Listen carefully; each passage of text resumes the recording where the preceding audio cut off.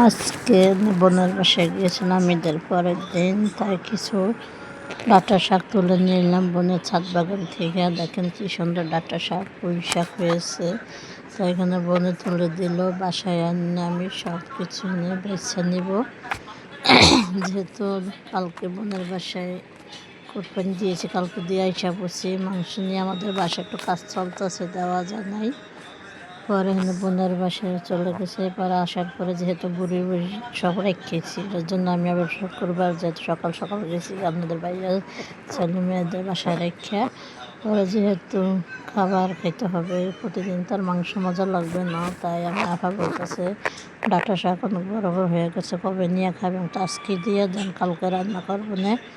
পরে দেখি ডাঁটা শাক, মিষ্টি কুমড়ো শাক, পুঁই শাক সব মিলাইয়া নিয়েছি। পরে আমি ডাঁটা শাকগুলো দেখেন এত মজা লাগে, শাকগুলো রান্না করলাম না, আজকে রান্না করছিলাম, তাই একটু খাইয়েছি শুক্রবার দিন। চিংড়ি মাছ ধরেন একটা পেঁপে দিয়েছে, এবার ভেন্ডিও পাকা ছাদ বাগানে অল্প নিয়েছি। আমাদের এখানে শাকগুলো আমি সব বাচ্চা রেখে দিব। আর যেহেতু ছাদের শাক অত বাসার কিছু নাই।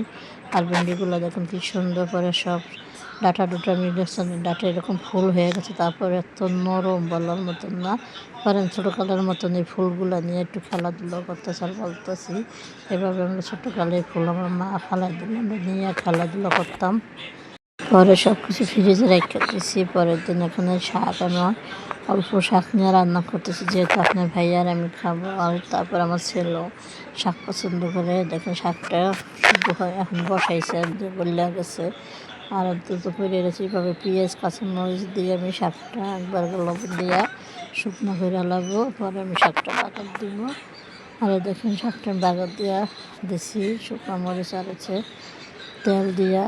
আর যেমন শাকটা করলা কী অবস্থা স্যার, আপনার ভাইয়া খাইয়া তো খুবই মজা পাইতেছে। পরে আমি শাকটা বাড়িতে বাইরে, পরে আমি কড়াইতে ভাত মেখে নিতেছি। এভাবে শাক রান্না করে কড়াইতে ভাত খাইলে খুব মজা লাগে। তাই আমি একটু খাইলাম, মেয়ের এক নালা খাওয়াই দিলাম, ছেলের 2 নালা খাওয়াই দিলাম। যেহেতু খাইতে দেরি হবে, আপনাদের ভাই একটু কারখানার কাছে বোয়া নাই, হয়তো সব কাজে নিজেদের করতে হবে। আর দেখেন ডাঁটাগুলো দিয়ে চিংড়ি মাছটা রান্না করতেছি।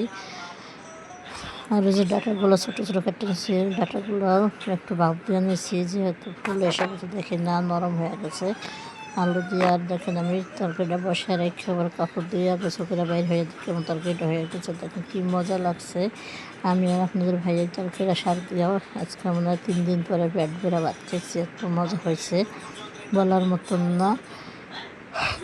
শেষ এখানে পরোটা ভাজবো, যেহেতু সকালের নাস্তা ছিল। এখানে আমার ভিডিওটা একটু ছোট্ট হয়ে গেছে, তাই একটু অ্যাড করে দিলাম, কিছু মনে করবেন না। কেমন লাগলো ভালো লাইক কমেন্ট শেয়ার।